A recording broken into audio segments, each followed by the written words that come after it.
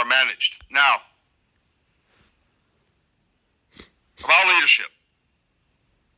I've never read a book on leadership. I've read hundreds of biographies, and I spent a long time in the service in charge of combat units. I was a ground combat officer in the Marine Corps. Primarily, I shot artillery, but I went to combat as an infantryman, training and fighting alongside Iraqi troops in Ramadi in 2006 and other places. I am here to reduce ambiguity, okay? I'm fine operating in chaos in a very ambiguous environment. But I realize that is not the case for most and definitely not all people. So I will do my best to reduce ambiguity. I'll begin that today with a very small staff, and we will begin talking about a general FEMA mission analysis as well as a general FEMA 2025 preparedness. The hurricane season is upon us. I will make sure that the memos, the action memos that I issue to the staff today will be issued throughout FEMA, so everybody will see what we are doing. They're very short, but they will require almost all of you in this room input to some degree or another. Now, I wrote those memos over the last couple of weeks with the team I have at Countering Weapons of Mass Destruction, because I've done the same thing in the past at Countering Weapons of Mass Destruction, and I did it hundreds of times when I was in the service. I know that I can't issue perfect guidance from the beginning, okay? So I operate by top-down planning, bottom-up refinement. So I've made the top-down plan.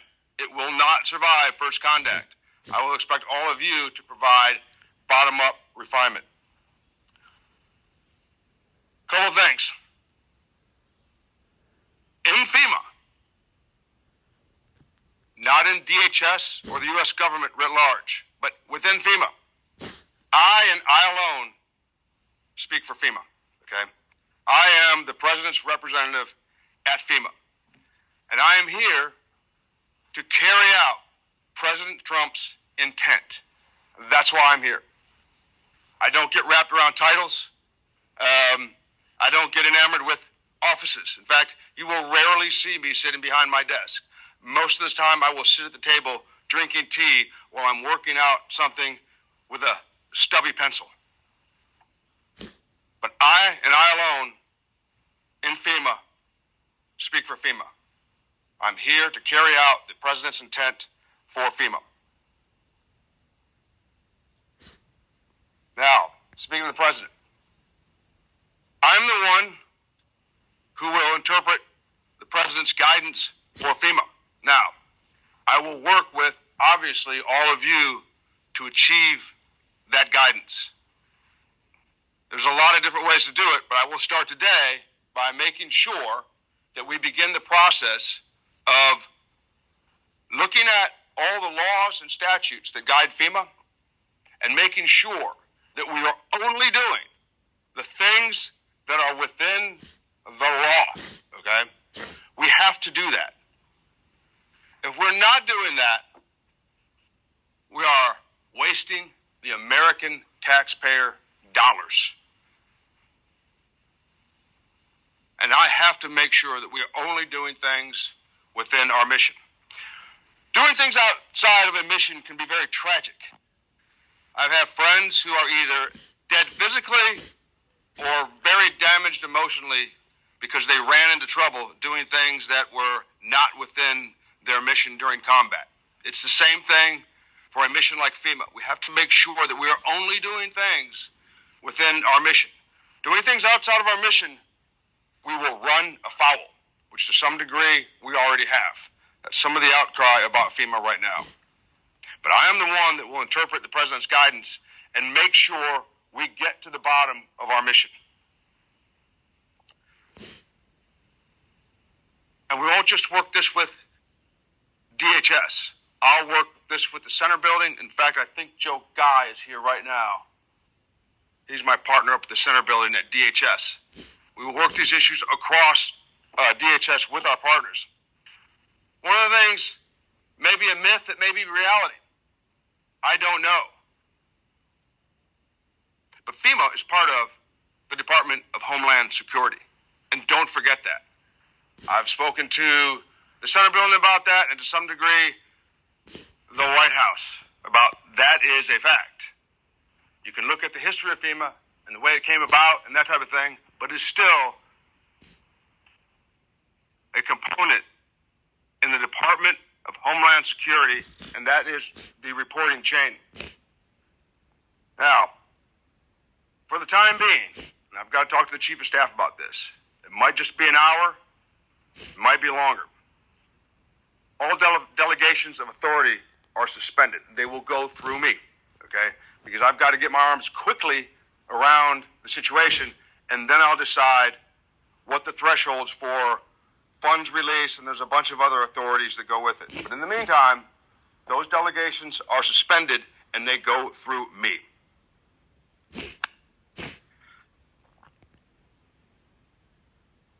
Now, once again, I can't recall the full title, but essentially, I'm acting. I've seen people that are not acting, that have the full title of something, that don't get anything done, okay? I don't need very much authority to get everything done I need to do. I don't need the full title. All I need is the authority from the president to put me in here as some degree of acting, and I will make sure that his intent gets completed. I don't stop at yield signs, in other words. I've already talked about the 2 memos. Once again, I'll send the memos out today. Everybody will see them after I discuss them with the staff. Normally what I would do is I would draft the memo. Legal would look at it. The staff would get a day or two to help me bottom-up refinement, and then I would release it. However, I started yesterday, and I already consider myself behind schedule because I didn't issue the memos yesterday, but I didn't start till 2 o'clock. So if I can issue them today by 9:30, I think I will have caught up.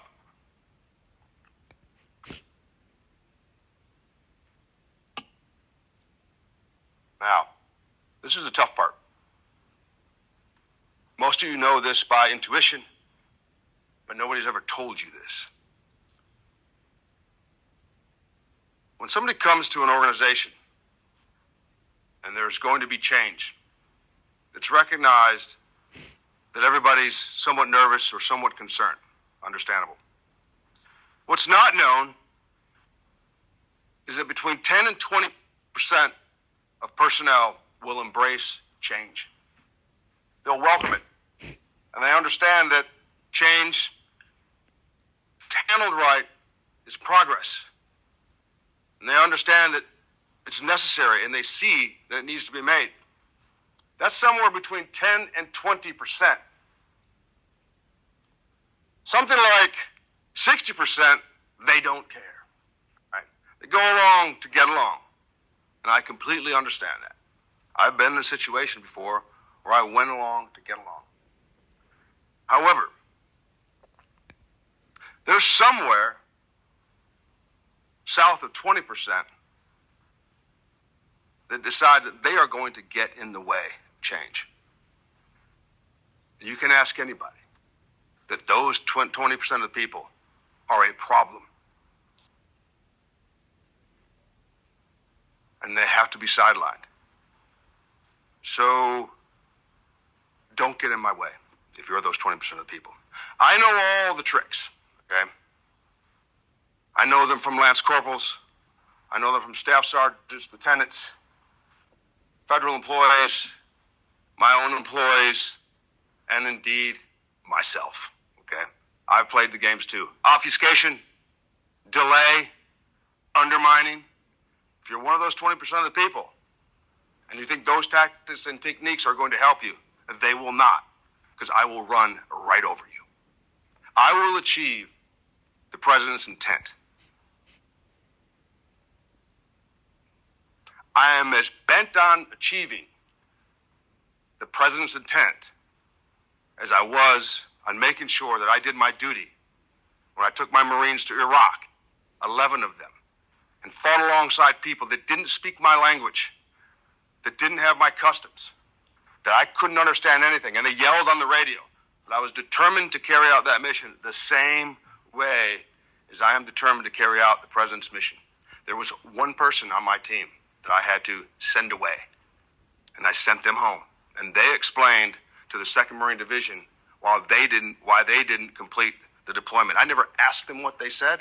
I didn't need to, because the rest of the 2nd Marine Division knew that they must have not been on my sheet of music, so I sent them away, because I had too important of a mission for anybody to undermine me or to make things difficult.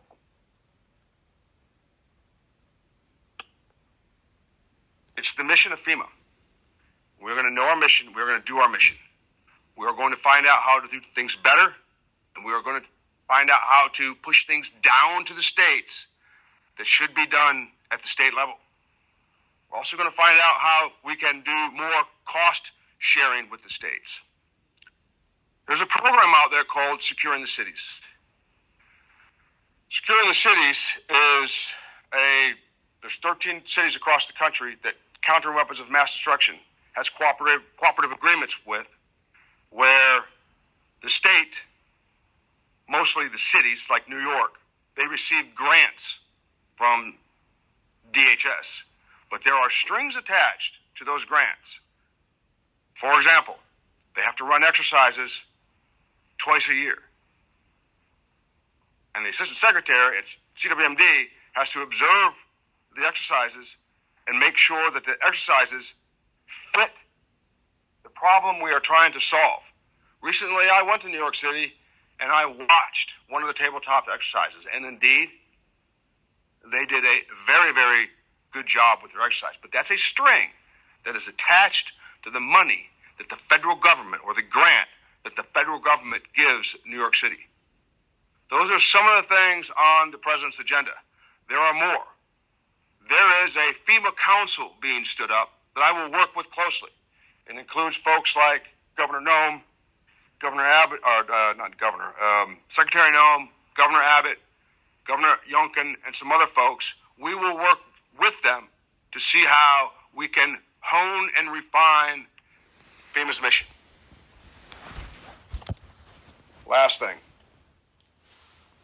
I won't take questions today. I'm great at playing Stump the Chump, okay? When I taught at the Field Artillery School, I was kind of a hapless captain that just been promoted, came out of a firing battery, which is kind of a rough and tumble existence, and I landed at the Field Artillery School. They taught me how to get on stage through murder boards and teach the classes about artillery tactics, calling in artillery fire, and advising the infantry. And it was just my luck that I got a class full of West Point graduates. I graduated from a school that didn't even have a cardinal direction. And there I was teaching West Point graduates, some of the smartest kids in the country.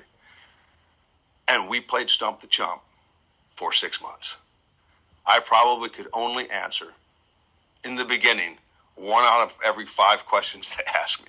But by the end, I got adept at it. So it's not that I'm afraid of questions, but I want you to read the memos. Everybody will get a copy of the memos.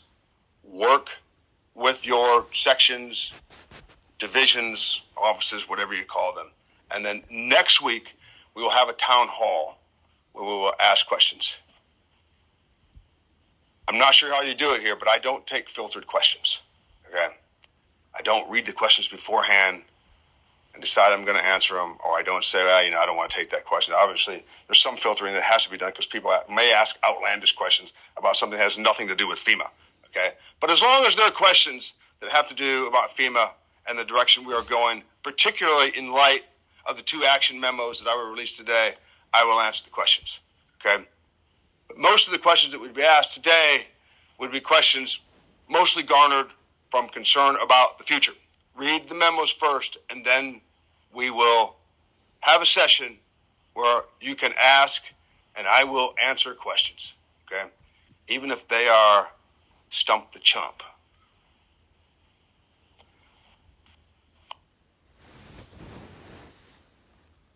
Was that 15 minutes? 12? I was hoping for 10, okay?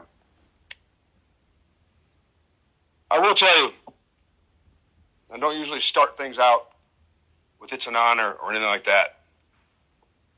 I've laid brick, and I didn't really lay the brick.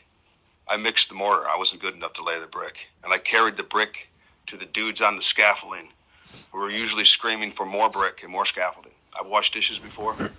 Me and Hobart, we spend a lot of late nights together. Hobart is the washing machine, by the way, in a restaurant. I built houses. I had my own company. Bottom line is, it's a job for me. It is an honor to be here. This is a large organization. This is an unwieldy beast. This is a challenge. And I do appreciate that both President Trump and Secretary Noem and Corey Lewandowski had the confidence in me to send me here to lead this organization. Thank you.